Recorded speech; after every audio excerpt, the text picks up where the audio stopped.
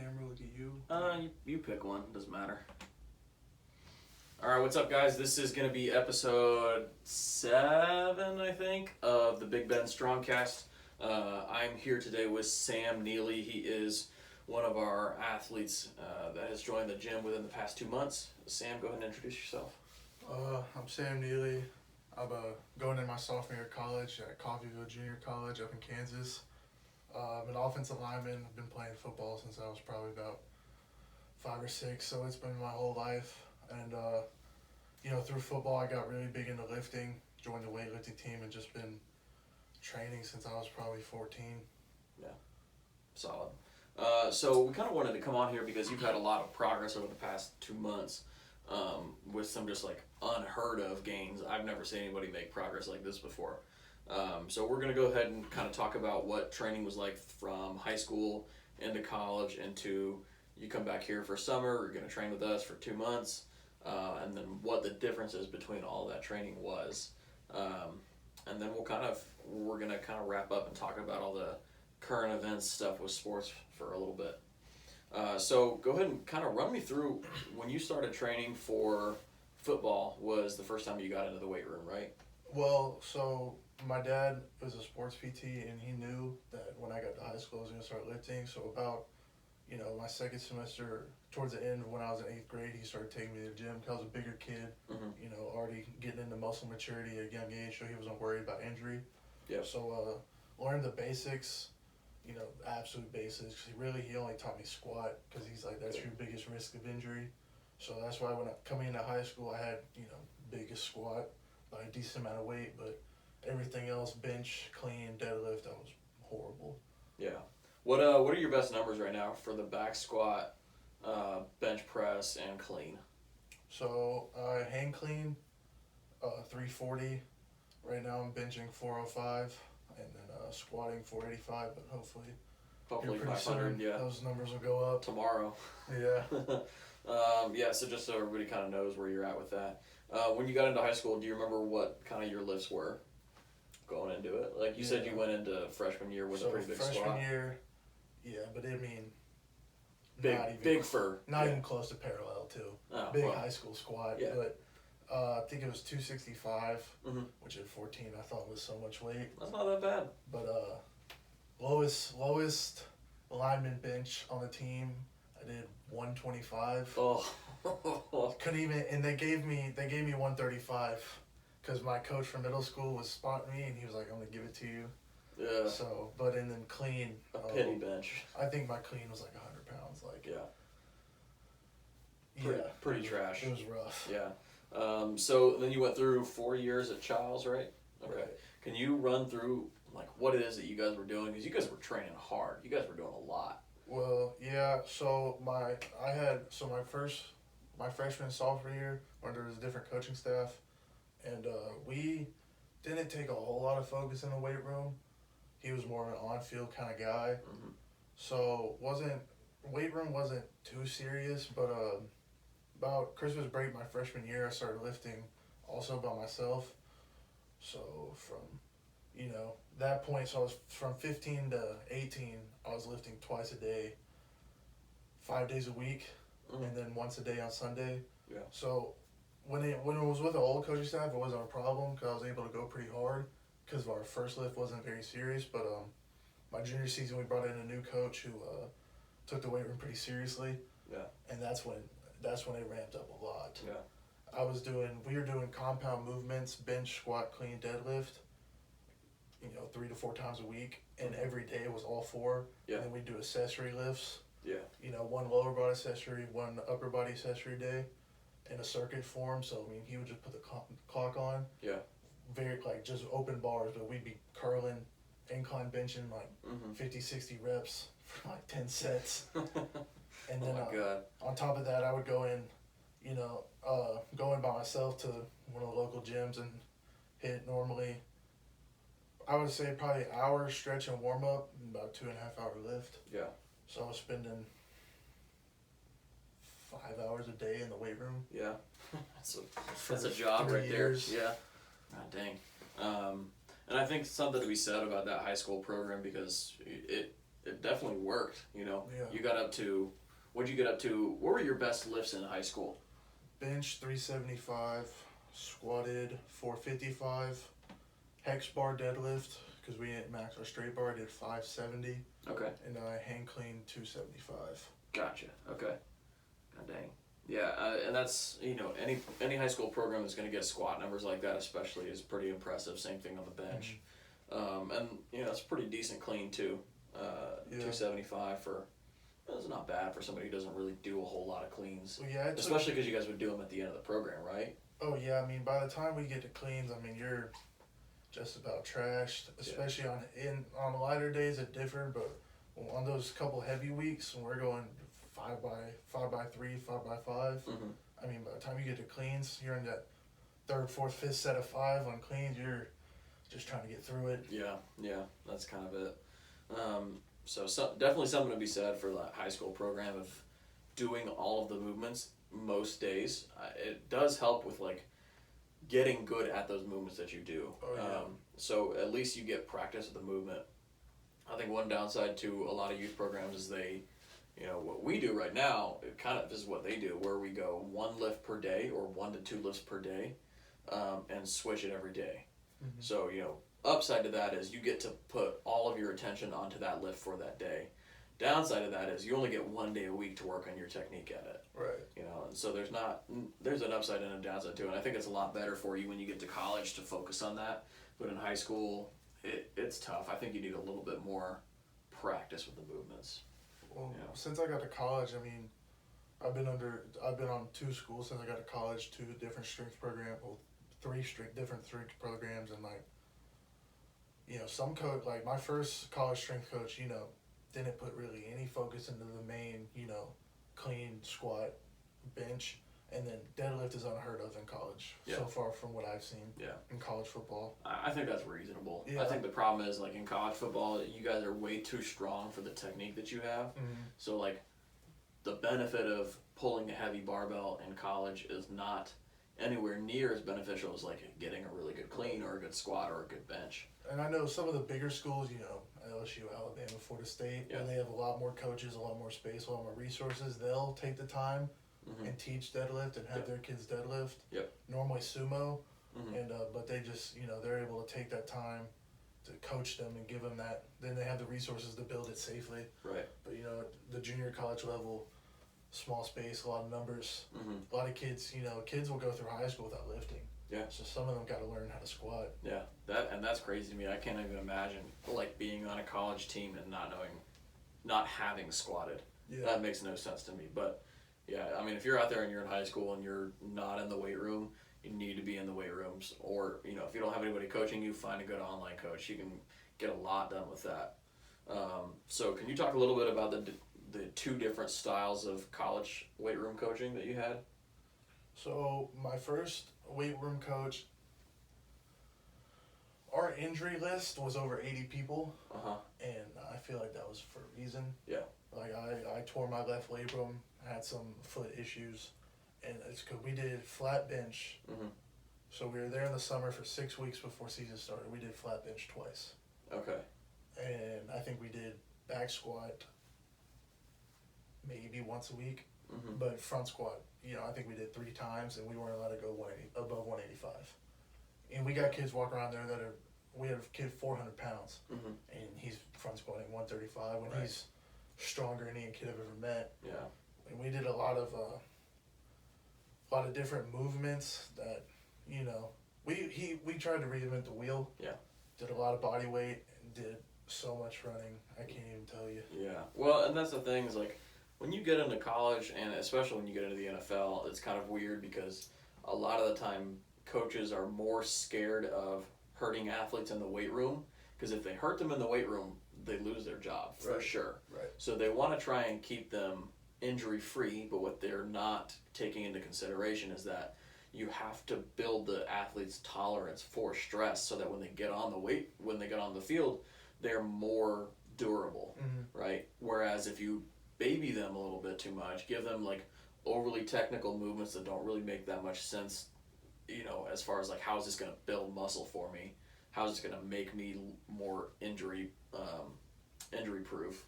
Well, what I had a problem was like in the weight room we were very like, the first week, we're doing open barbell 135, don't go any heavier. Then second week we turned into, a little more. He had to watch your form, then he addressed what weight you should be, and then the third week he finally kind of let us a little loose. Yeah.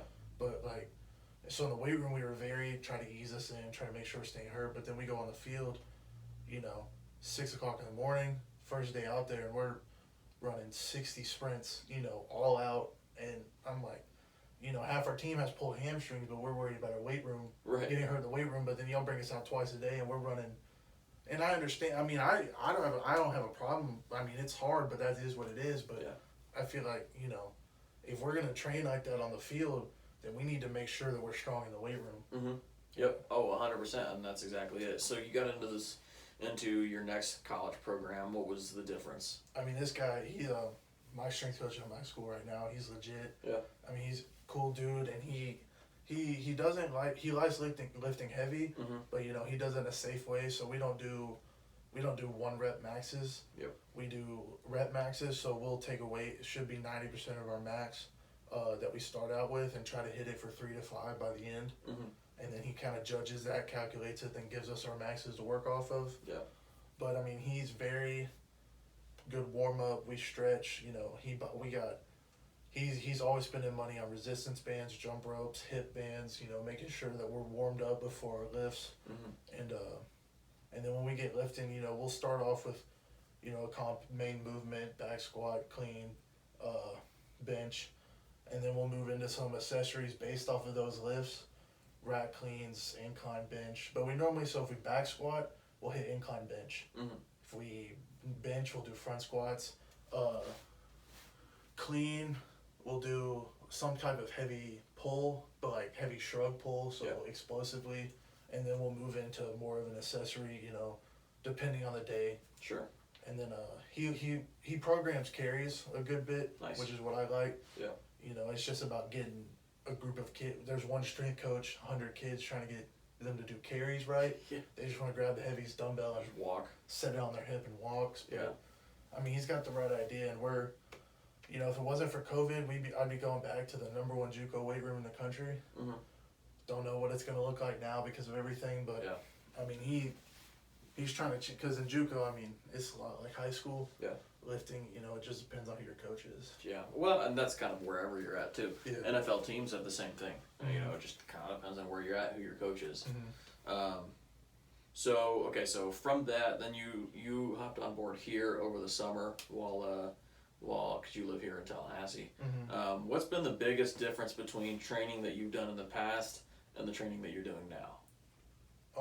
Probably just the programming. I've always done, for the most part, outside of my school lifts, my main lifting was done by myself and my own programming, which got me stronger. I'm still not, it's still getting me stronger, but just taking things down to the basic, really working on core strength and stability and not relying on a weightlifting belt. Yep.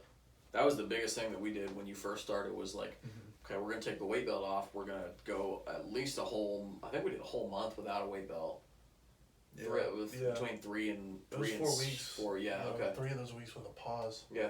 So we spent, first 3 weeks was beltless and pause squats and pause bench, and that was just to develop stability at the bottom of the squat, develop core strength, develop some confidence. Because we took your first week we did all of that again at the end of the month with a pause for double and for beltless. Right. So going into it, I think your back squat max with a pause and beltless was 405. 425. And then the last week. Going into it was 405. Yeah, going into it, and then the last week was 425. Should have been 35. Should have been 35 to 45. Yeah, got greedy. And then bench press, you came in and did a belt. You did a pause. I was belted on my bench pressing for maxes, but not in training. Yeah. So you did a belted 370 on the bench, and then that was with a pause, and then 3 weeks later got 385. 380. Yeah. So 15-pound PR, and then 2 weeks after that hit 405 with no pause. Bench. Yeah. which was And an then all-time hit PR. 3-rep PR of 365 and 2-rep PR of, well, that's not PR anymore, and then a 2-rep PR of 385. Yeah. What's your 2-rep PR right now? 2-rep's still 385, but my 3-rep is now 375. Okay, gotcha.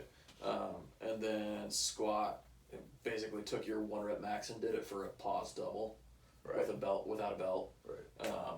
And now we're up to, you came in and your back squat was 445 and a deep squat, right? Mm-hmm. And now we got 485 last week.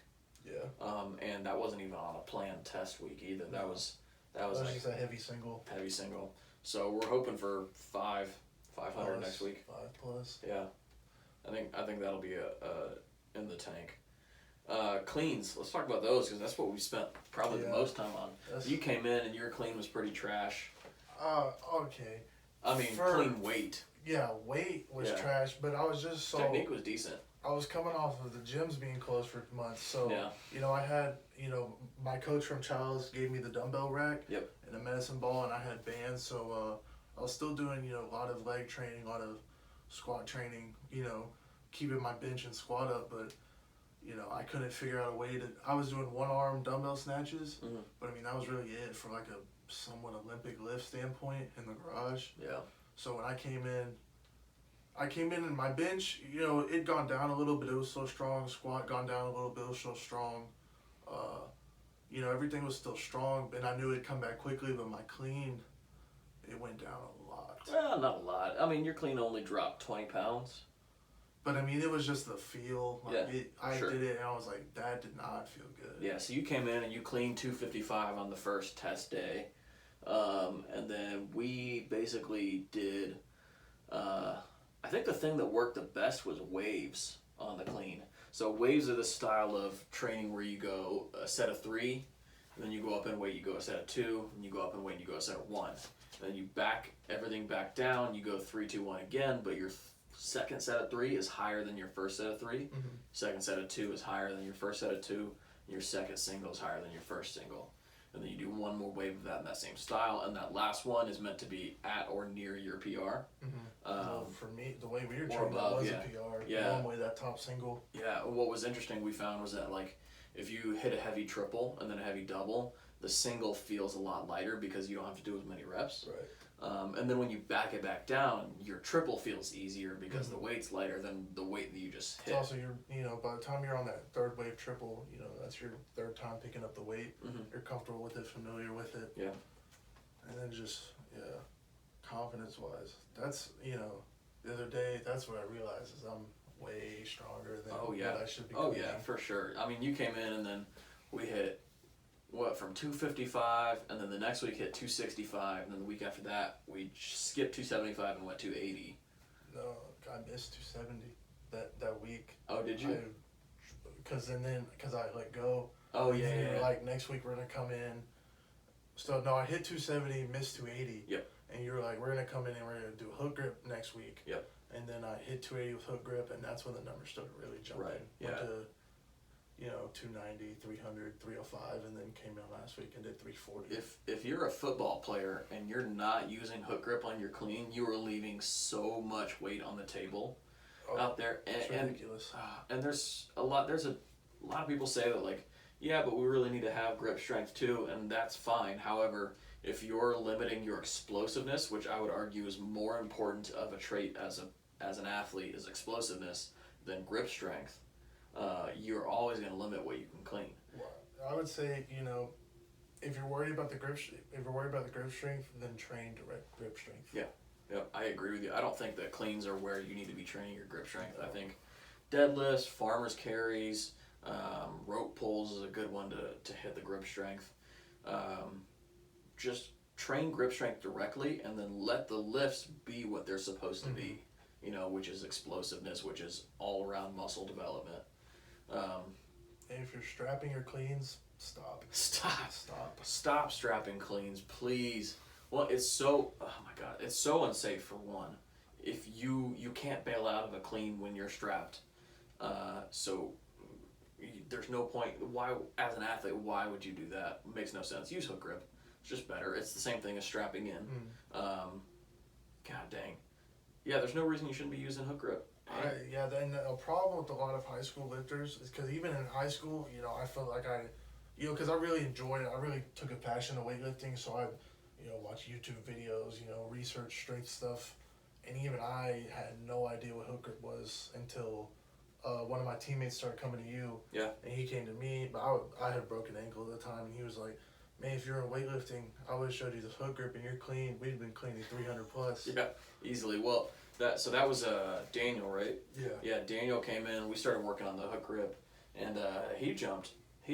I think in 2 sessions, he jumped from 300 to 315 on the clean. As a football player, if you're O-line, you should not be cleaning any less than 315. Yeah, it's just like a lot of high school kids. I'd rather see a kid properly clean 250. Every day of the week. Yeah. I agree with you. Because every day of the week. I've seen kids in high school that can reverse curl 315. Right. But you tell them, I want you to drop under it, and they're 235. Yeah, exactly. And when I say clean, I don't mean just figure out how to get the bar to your shoulder. I mean, like, do a proper clean. Mm-hmm. You should be at, like, O-line, you're big, you're strong, you should be capable of getting into a deep squat, getting in there quick, and being explosive and keeping the bar close to you. You should be able to do it correctly with 315, 100% of the time. Even if you can't fully catch at the very bottom, you should at least be catching parallel. Yeah, oh yeah, for sure. And with not doing the splits. Oh, or the super wide. The super wide catch is the worst. Elbows down. Yeah. Yeah. What do you think is probably the big difference between what you do now and what other athletes do? Why do you think you've been so successful in the last couple, I would say the last year? Really, you can go both ways about overtraining because there is a line, but I feel like if you're not towing that line every lift, every week, you're not, because every week I'm looking back going, I'm pretty beat up, but, I feel like, because in high school, I was completely overtraining to, you should not be spending 5 hours in the weight room. Right.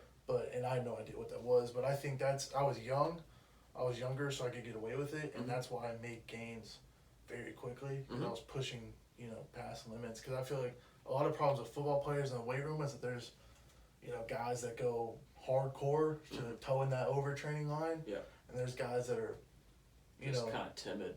Yeah. They just kind of act a little bit. It's not even a timid thing. It's just like I know guys that can bench 315. That, they're fine with doing 185. Yeah. And that just, I don't get that. That doesn't make any sense. Look, if you're capable of doing more, why would you not do everything possible to make it so that is a reality? I don't get that. Oh. I think a big problem in football training, it just depends on who you talk to, is I know people that think the weight room's not that important, and I think that's a huge mistake to come with that approach, especially if you're a OL, DL, linebacker, running back, fullback, you're a bigger position guy, you need to be strong. You can get away with it a little at the skill positions, but if you're in the trenches, especially O-line, D-line, and you're not strong, you know the best technique in the world, but you're going to get ran over. Yeah, 100%, every single time.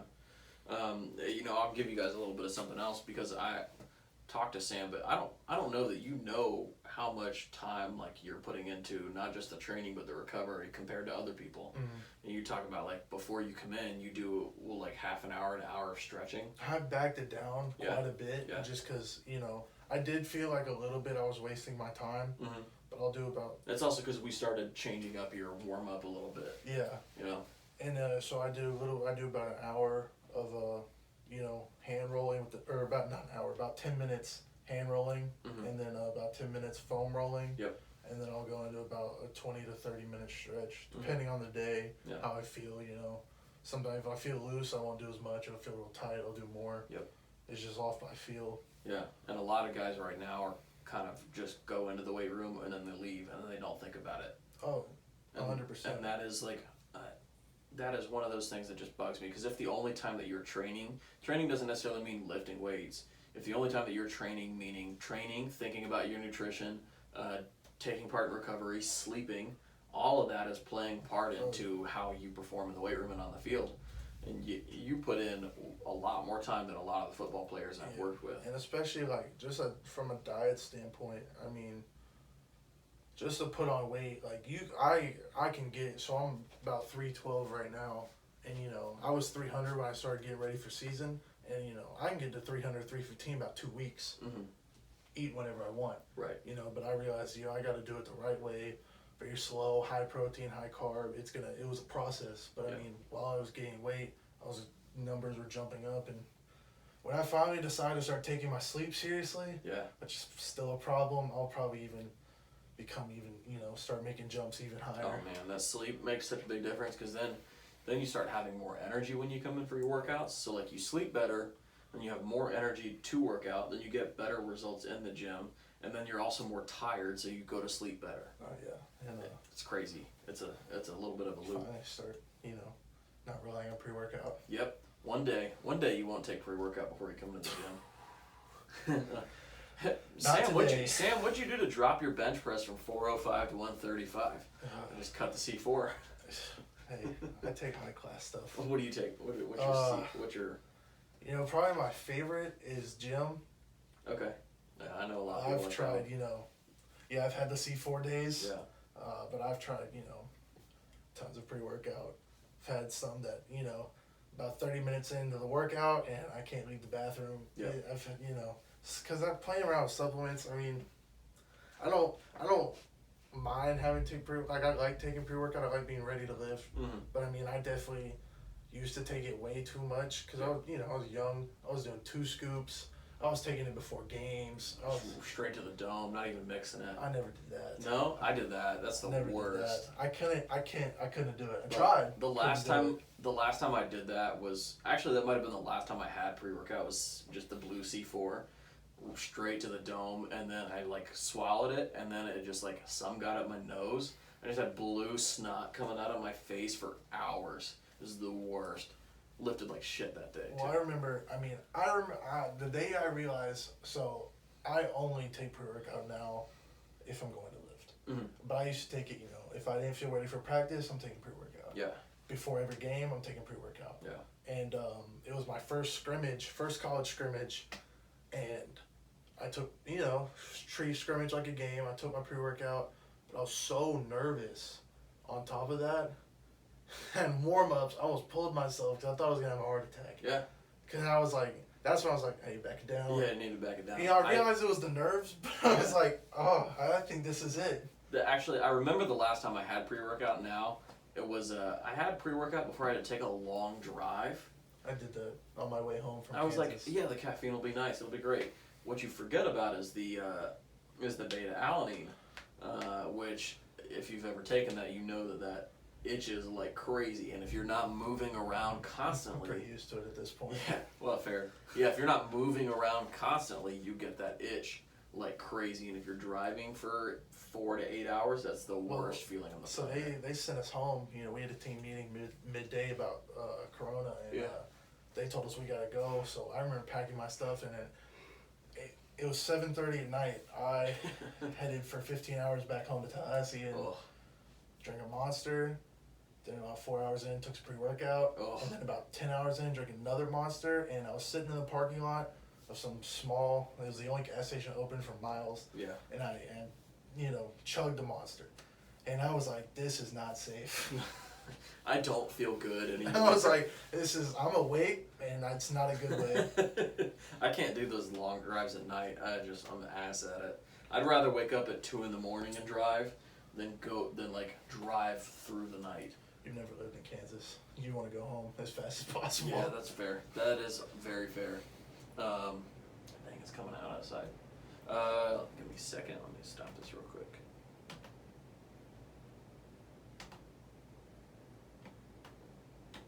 All right, so we're going to kind of end on talking about all this coronavirus stuff, what's going on with seasons right now. So you left Kansas because of Corona, and are chilling here in Tallahassee and waiting to hear. Should be,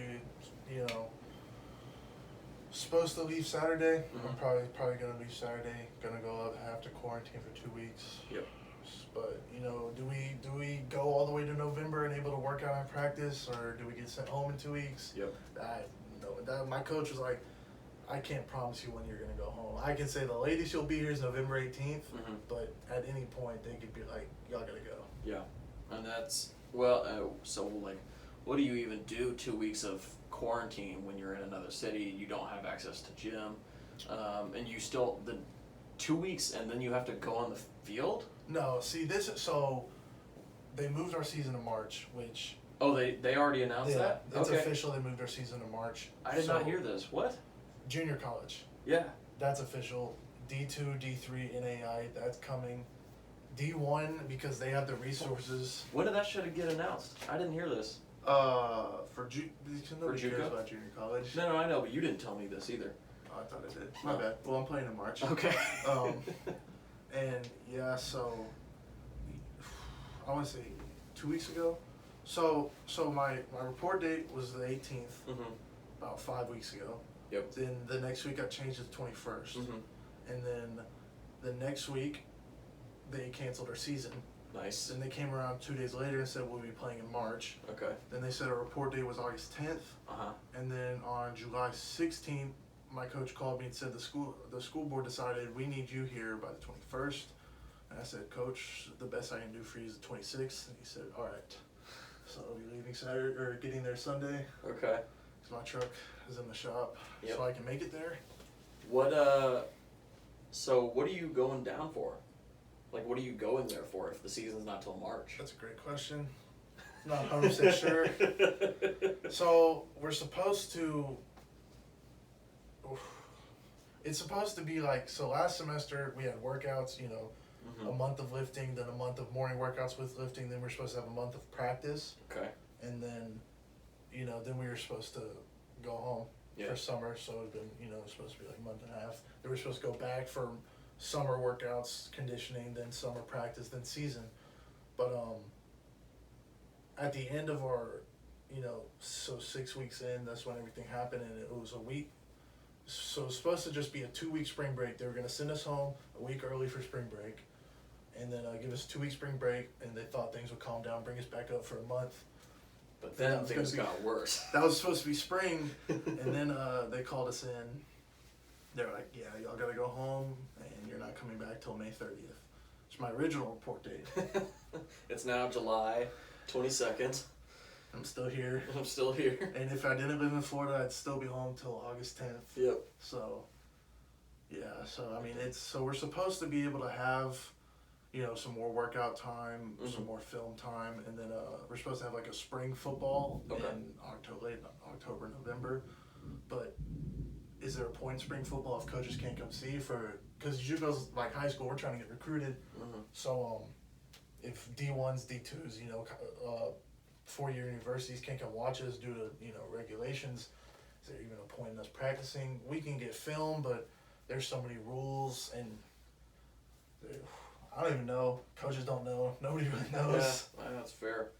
Yeah, I mean, that's kind of the big topic right now here in Florida is because they had the FHSAA High School Athletics Association had the meeting about what they're going to do for fall sports a few days ago, and it lasted 5 hours, and then they came up with nothing. They just said keep it the same. Well, from what I heard, they said it's going to be up to individual counties. It is, but right now our county's the only one that's come out and said will not be abiding by it, which, I mean, it's up to the counties. It's up to the Over counties. the athletic department or the athletic association doesn't actually have any power over the counties. That's why I feel like our county needs an athletic department, like a Leon County Athletic Association. Do they not? I don't think so. I'm not sure. Yeah. But I mean, I just know. I mean, you're putting a lot of athletes in difficult situations. Oh yeah. Well, and if the rest of Florida decides to go with playing, and then Leon County doesn't, then only schools in Leon can basically only Tallahassee schools. Because for private school, it's only public schools too. Yeah. So for private school, they want to go play playoffs. They want to go play for state, so they might go ahead and play their season. Yeah. So if really, you just have more be money, the Tallahassee basically. public schools. Yeah. And you're just That's a tough one put a lot of athletes in difficult situations. Well, yeah, and a lot of kids like this. Their senior year is the one that they need to make scholarships happen so that they can go to school, and go to school and play college football. And then if college football goes well, go to the NFL. But if the senior year doesn't work out, they're either not gonna play or they're gonna have to pick a sport if the season gets delayed to spring. Right. And that's one of the tough places to be if you're a senior and you're a dual sport athlete and you're pretty good at both. You have an opportunity for both. You got to pick one. Yeah. It's a difficult decision to make as a 17, 18-year-old. I was a 4-sport, and I don't know what I would have done when 4 sports are coming to me saying, "Hey, what are you doing?" Which one? I don't know. Probably football. Yeah.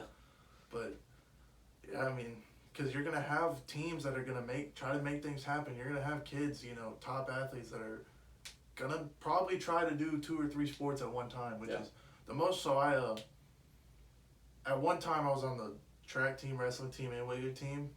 For 1 week I was a part of all 3. Yeah. So going to track practice, going to wrestling practice, had a weightlifting meet. Uh-huh. That was for 1 week, and that was hard. Yeah. And I can't imagine having a whole semester, and some of these kids, they're doing 2, 3, 4, 5 different sports. They're gonna have to make some decisions. Some coaches are gonna get mad. Yeah. Yeah. And that's a tough one. But on the other hand, I think that might be the best possible opportunity for everybody. Is postpone the season until spring. Have to make a tough decision for sure, but you get this whole time to train, right? And so like if you can't play sports, like the only thing that you can do is get bigger, get stronger, get faster. That means that you need to get into a gym and get lifting weights. Find somebody who knows what they're doing. And this is a time where, a problem with weight training is that more for linemen, that's what I am. So that's, we got to make sure we're in shape when we're trying to train, and season's right around the corner. Yeah. Now, season not being till March. Right. I can really, because running for me away a lot takes a lot on the knees, a lot on the ankles. Yep. And I can just kind of back it down. Yeah. And really, that's for 2 months in here, I've only lifted. Yeah. I've done, field work. In quarantine, I was running because I didn't have anything else to do. Yeah.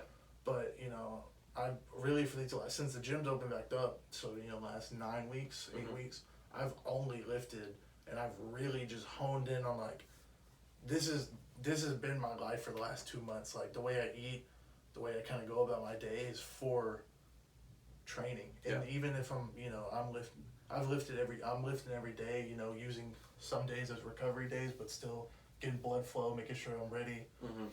And just, that's why the gains have been what they've been like. And for those of you guys that are struggling with injuries, this setback is the best possible thing, because you get to take however long until January, February to actually start, 1, fix your injuries, 2, get stronger, and that's going to pay off when you go to step on the field, and you could have your best possible season if you take advantage of this time right now. Yeah, I think this next season, from across the board, high school, college, NFL, this is going to expose a lot of kids on how they train, how they go about their everyday life, and how serious they take football. Yeah. This is either going to be everybody's best season or worst season. There's not going to be any in between. Well, it's going to, you're going to have, a lot of kids are going to get exposed, and a lot of kids are going to shine. Because, the way I look at it is, we thought we're showing up July 21st to get ready for a season. First game, August 1st, somewhere in August. You're training hard, you're trying to run, you're getting in shape. And, you get a call, y'all not going to come back till August 10th. Season's not till March 20th. We're just going to come back to, you can go, if we're just going to go back there and work out, I'm just going to, it's my last month home. I'm just going to chill, hang out, and play video games, sleep and not wake up until 1 in the afternoon. Hey, some of us wake up at 1 and still train hard. Whatever. And one, not train hard too. That's the biggest one. Is just eat like trash because you're at home and you it's comfortable for you right now. But the people that are going to shine are going to be the ones who took advantage of this extra time to get as strong and as fit as possible. I mean, especially for JUCO football players where I'm around most of the time, You gotta make sure you're staying out of trouble. Mm-hmm. That's a big thing in JUCO is kids getting in trouble, especially while they're at home. Yeah. Because they're not around their teammates, not around their coaches. They're Holding in a them comfortable accountable, environment. Yeah. And so if you're 100% focused on training, you don't have time to. You don't have time to get in trouble. Yeah. You really don't. Yeah. And and even like I'm training hard, but I mean, I probably could even take it a step further. Put more time into it. Yeah. Because I'm, I tried one time because I watched a YouTube video about going for a morning walk and its benefits. I couldn't do it. It was so boring. But there's even more stuff you can do that even I'm not even doing that probably can benefit. Recovery wise, training wise. Just getting outside. Mm-hmm. Yeah, I mean, this football season. I mean, to me, and because I've talked to my coaches too. I mean, to me, this is the best thing. This is the best thing that could ever happen to me because I was very beat up. Yep. Shoulder went 100%, foot not 100%, and I partially tore my hamstring. Mm-hmm. So I was gonna miss spring essentially, or try to push it and completely tear my hamstring, and then that could have been the end of my career. Right. If I would have tried to push, because I needed to play spring. Mm-hmm. Because I need to get out of JUCO. Yeah. And with the partially torn hamstring, it could have gotten bad. But I mean, I feel, I'll never, no football player will ever be 100%, especially this late in the career. But I mean, I'm good 90. Yeah.